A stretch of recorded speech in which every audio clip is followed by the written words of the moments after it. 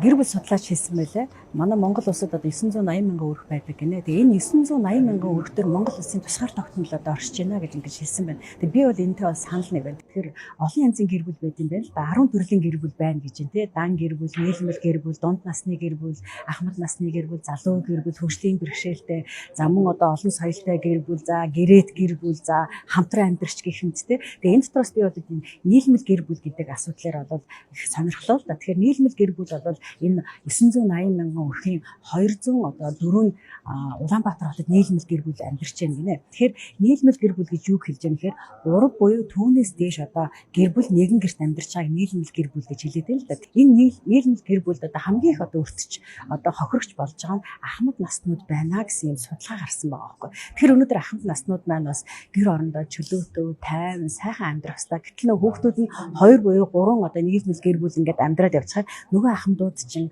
одоо тайван сайхан амьдрах. За энэ нийлмэл гэр бүлд гарч байгаа проблем нь одоо юу юм гэхээр үзэл бодлын зөрүү байна, эдийн засгийн хараат байс, ажилгүйдэл гээд маш олон одоо хүч бэрхшээлүүд байгаа учраас хэрүүл шуугантай одоо ийм тайван бус амьдарч байна гэсэн судалгаа гарсан байна. Тэгэхээр бид нар өнөөдөр нөгөө ахмад наснуудаа хайрлаж, халамжлах энэ бүх зүйл чинь яг энэ статистик тоон дээр өөрөөр харагдаад байгаа байхгүй юу. Тэгэхээр энийг бол асуудлыг бол шийдэх ёстой гэж бодож байна. За энэ дээр болохоор энэ нийгмэл гэр бүлийн одоо 60% нь орон сууцны асуудал маш хүндрэлтэй. Тэгэхээр залуу гэр бүлүүд өнөөдөр одоо орон сууцтай болж чадахгүй шүү дээ. 20% нь болохоор амьдрах чадвар одоо байхгүй учраас аав ээжтэйгээ хамт амьдарч байна гэсэн ийм судалгаа гарсан байгаа байхгүй. Тэгэхээр өнөөдөр бол манай Монгол улсын хувьд хүний хөгжлийн бодлого бол ахмад наснаа тэтгэх, за залуучуудыг болохоор ажил хөдөлмөр хийх тэр болцоог нь олох хэрэгтэй байхгүй. Тэгэхээр ажил хөдөлмөр хийлээ гэхэд ажлын байрыг хандна. Одоо орсон ажлын байр нь боломжийн цалинтай байх хэрэгтэй байхгүй. Тэр боломжийн цалин гэж юу хэлээд байгаа гэхээр байрныхаа зээлийг аваад зээлээ төлчдөг.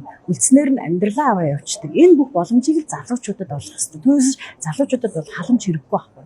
Учираас ахмад наснаа бол халамжлах хэрэгтэй. Ахмад насны энэ гэр бүлийг аж аргалтай байлгахын тулд тэд нар одоо өөрийн гэсэн одоо бид нар юу гэдэг хувийн орон зай гэж ярьдаг шүү дээ. Хувийн орон зайг нь одоо бүрдүүлэх ёстой.